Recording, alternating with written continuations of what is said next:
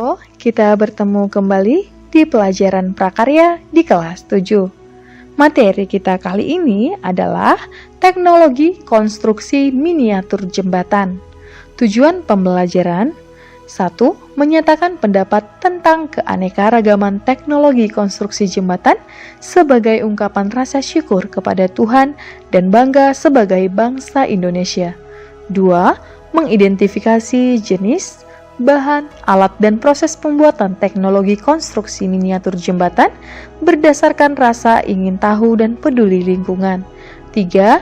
Merancang karya teknologi konstruksi miniatur jembatan berdasarkan orisinalitas ide yang jujur terhadap diri sendiri.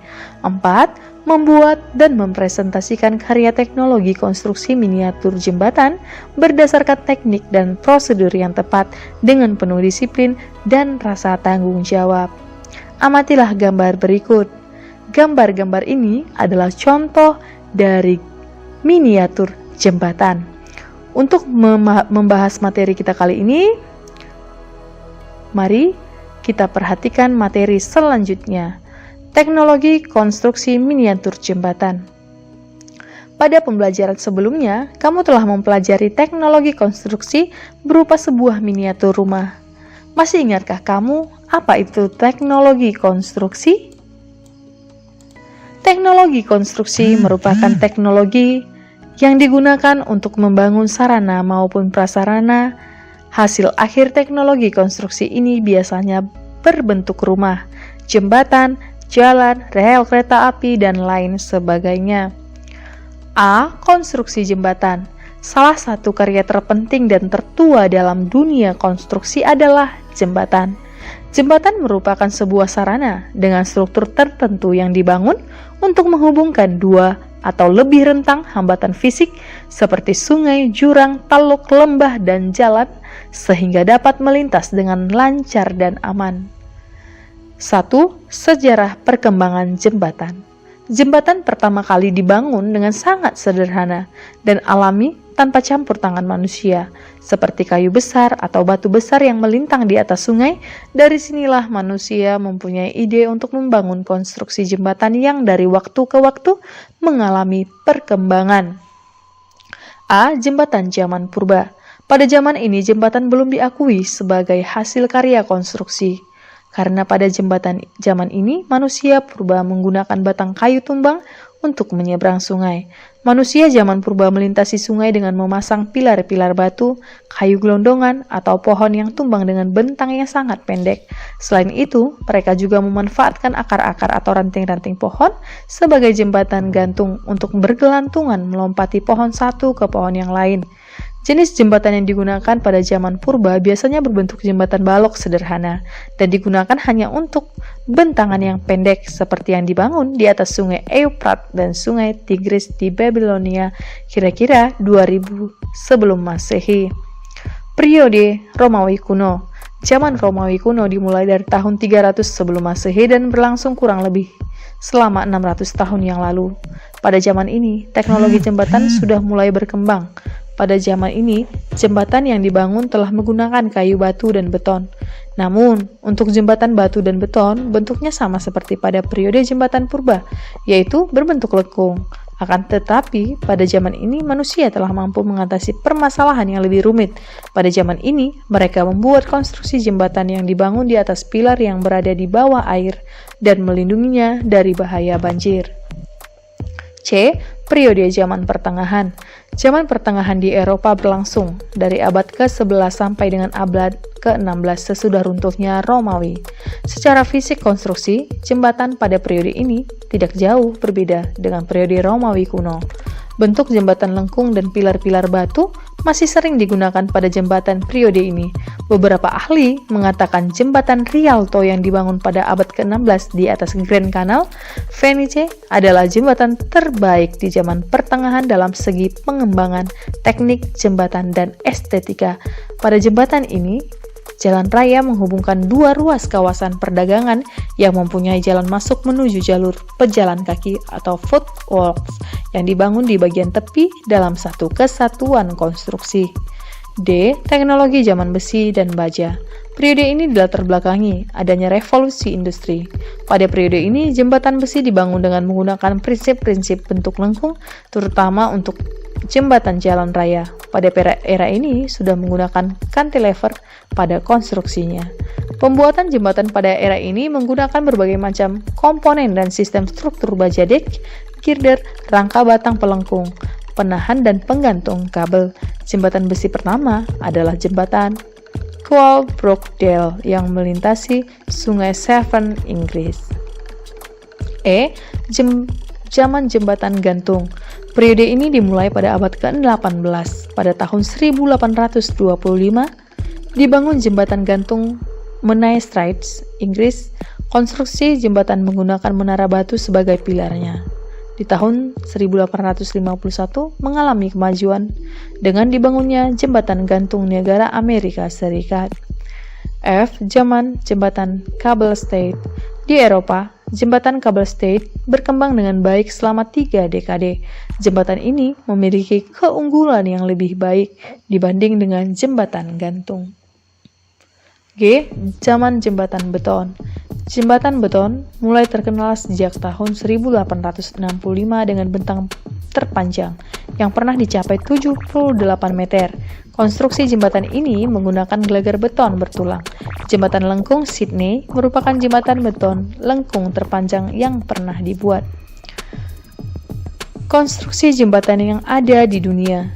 Jembatan tidak hanya memiliki fungsi untuk menghubungkan dua lokasi atau lebih, tetapi seiring dengan perkembangan ilmu pengetahuan, sebuah jembatan juga dapat dijadikan tempat pariwisata karena keindahan konstruksinya. Berikut ini adalah beberapa jembatan di dunia yang memiliki keindahan yang memakai para wisatawan. A. Ponte Vecchio. Ponte Vecchio merupakan yang dibuat di abad pertengahan di atas Sungai Arno, Florence. Hal yang membuat jembatan berbeda dari yang lain adalah jembatan ini memiliki toko-toko yang bisa disewa oleh pedagang perhiasan dan souvenir. B. Golden Gate Bridge, sebuah jembatan gantung yang sangat panjang yang menghubungkan wilayah San Francisco dan Marin County Utara. C. Milo Bridge. Milo Bridge terletak di dekat Sungai Tarn. Pada jembatan ini, kita dapat melihat banyak kabel putih yang digunakan sebagai salah satu teknik penguatnya, juga menambah keindahan bagi para pengunjung. D. Tower Bridge. Tower Bridge memiliki bentuk seperti pintu gerbang kerajaan yang megah, akan tetapi ini bukanlah pintu gerbang kerajaan. Ini hanyalah jembatan gantung yang dibangun di atas Sungai Thames, London. E. Jembatan Nasional Suramadu. Nah, ini dia jembatan milik kebanggaan kita, Indonesia. Ini adalah kebanggaan kita, salah satu karya anak bangsa. E. Jembatan Nasional Suramadu. Konstruksi jembatan dirancang untuk tahan terhadap guncangan gempa dan dilengkapi sistem anti korosi pada pondasi tiang baja. Jenis-jenis jembatan. A. Jembatan kayu. Jembatan kayu merupakan jembatan yang berbahan kayu. Jembatan ini biasanya mempunyai panjang relatif pendek dengan beban yang diterima relatif ringan. B. Jembatan pasangan batu dan batu bata. Jembatan pasangan batu dan bata merupakan jembatan yang konstruksi utamanya terbuat dari batu dan bata. C. Jembatan beton bertulang dan jembatan beton pratekan. Jembatan ini biasanya digunakan untuk bentang jembatan yang pendek, namun seiring dengan perkembangan zaman ditemukan beton pratekan. Adanya beton pratekan memungkinkan bentang jembatan yang panjang dapat dibuat dengan mudah. D. Jembatan baja. Jembatan ini berbahan dasar baja sebagai bahan konstruksi utamanya. Jembatan ini umumnya digunakan untuk jembatan dengan bentang yang panjang dengan beban yang diterima cukup besar. E. Jembatan komposit. Jembatan komposit merupakan sebuah jembatan yang dibuat dari perpaduan dua bahan yang sama ataupun berbeda dengan mempertimbangkan sifat kedua bahan tersebut sehingga dihasilkan struktur jembatan yang lebih kuat. Kegiatan membuat konstruksi miniatur jembatan tidaklah sulit. Ayo, perhatikan agar setelah materi ini kalian bisa mempraktikkan, bisa membuat miniatur jembatan. Kita lanjut, Kita dapat memanfaatkan bahan-bahan yang ada di sekitar lingkungan kita, sebagai contoh, kayu atau ranting pohon, triplek, korek api kayu, stik es krim, sedotan, dus atau karton, bambu, dan lain-lain. Namun, sebelum kamu membuat sebuah miniatur konstruksi jembatan, terlebih dahulu harus mengenal bagian konstruksi jembatan. Ayo, perhatikan bagian-bagiannya. Bagian-bagian konstruksi jembatan terdiri atas 2 bagian. 1. Bagian atas atau superstruktur, dan 2. Bagian bawah atau substruktur. A. Bagian atas. Bagian atas jembatan berfungsi untuk menampung beban-beban yang ditimbulkan oleh suatu lintasan, orang-orang ataupun kendaraan, yang nantinya beban tersebut akan disalurkan ke bagian bawah. Konstruksi bagian atas meliputi 1.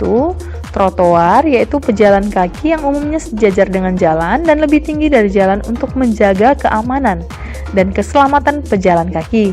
Bagian trotoar meliputi bagian sandaran dan tiang sandaran, bagian peninggi trotoar, dan bagian konstruksi trotoar. Lantai kendaraan,